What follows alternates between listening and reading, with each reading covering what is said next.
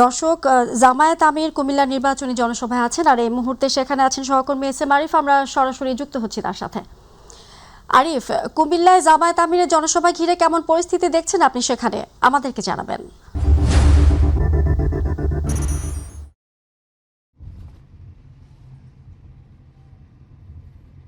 জি ফৌজিয়া, যেটি জানতে চাচ্ছেন যে কেমন প্রস্তুতি, আসলে আমরা এখন পর্যন্ত লাকসামে পৌঁছাতে পারিনি। লাকসামে পরবর্তী যে জনসভায় যোগ দেওয়ার কথা লাকসামে স্টেডিয়ামে, ইতিমধ্যে জামাত আমির কিন্তু সেই লাকসামের উদ্দেশ্যে রওনা দিয়েছেন। লক্ষ্মীপুরে সবশেষ যেসব জনসমাবেশে তিনি বক্তব্য রাখছেন এবং সেখান থেকে খুব দ্রুতই লাকসামের উদ্দেশ্যে রওনা দিয়েছেন। আমরা যে তার শিডিউলটি রয়েছে সেখানে 6:30 নাগাদ লাকসাম স্টেডিয়ামের যে জনসমাবেশ সমাবেশ, সেই সমাবেশে নির্বাচনী যে সমাবেশ সেই সমাবেশে তিনি যোগ দেবেন এবং সেখানে বক্তৃতা দেবেন, বক্তব্য দেবেন। এটি সর্বশেষ বলা যাচ্ছে। এখন পর্যন্ত আমরা লাকসামে পৌঁছাইনি।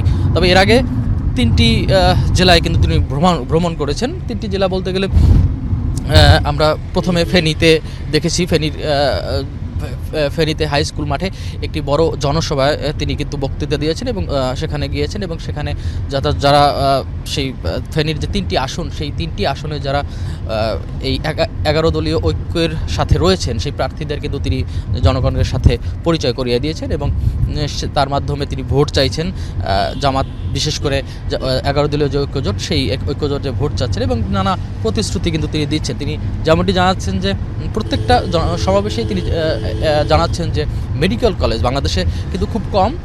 তিনি যদি তার দল ক্ষমতায় আসে তাহলে তিনি সেই আশ্বাস দিচ্ছেন যে প্রতিটি জেলায় মেডিকেল কলেজ স্থাপনের যে আশ্বাস সেটি কিন্তু দিচ্ছেন। এবং এবার তরুণ ভোটারদের সংখ্যা কিন্তু বেশি, যে সর্বমোট যে ভোট রয়েছে সেই ভোটের প্রায় অর্ধেকের একটু কম তরুণ ভোটার রয়েছে। তো এবার বলাই যাচ্ছে যে এবার ত্রয়োদশ যে সাধারণ নির্বাচন রয়েছেন, জাতীয় নির্বাচন রয়েছে, সেই নির্বাচনে আসলে তরুণরা একটি বড় একটি ফ্যাক্ট হয়ে দাঁড়াতে পারে। সে কারণে তরুণদের আকৃষ্ট করার জন্য কিন্তু তিনি বিভিন্ন প্রতিশ্রুতি তরুণদের জন্য দিয়ে যাচ্ছেন।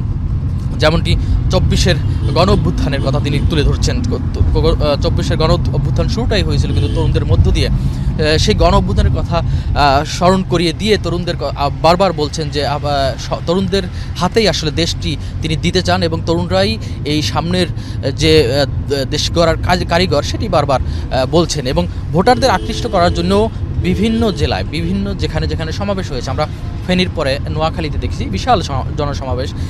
সেখানেও তিনি জনগণকে আকৃষ্ট করার জন্য বিভিন্ন প্রতিশ্রুতি দিয়েছেন এবং সবশেষ লক্ষ্মীপুরেও তিনি কিন্তু এই জনসমাবেশ যে করেছেন দলের পক্ষে ভোট চাইছেন এবং সবাইকে আসলে সেই দলের দাঁড়িপাল্লা মার্কা, যেটি জামাতের ইসলামের মার্কা রয়েছে এবং 11 দলীয় ঐক্যের যে মার্কা, সেটি কিন্তু আসলে সেটিতে ভোট কিন্তু তিনি চেয়ে যাচ্ছেন। তো এখন পর্যন্ত আমরা লাকসামের পথে রয়েছি। লাকসামের পর কিন্তু আরও একটি জনসভায়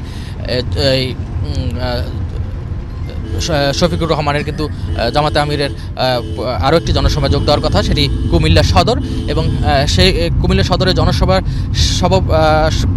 সন্ধ্যা 7টার দিকে সেটি হওয়ার কথা এবং সেই জনসভার পর আজকের দিনে তার যে নির্বাচনী প্রচারণা, এই চট্টগ্রাম বিভাগের যে জেলাগুলোতে প্রচারণা, সেটি কিন্তু শেষ হবে এবং আগামীকালকে আরও 2টি জেলায় তিনি ভ্রমণ করবেন, কুমিল্লার আশেপাশে 2টি জেলায়। তো এই ছিল আমার কাছে এখনকার এই জামায়াত আমিরের জনসভা বা নির্বাচন প্রচারণার সর্বশেষ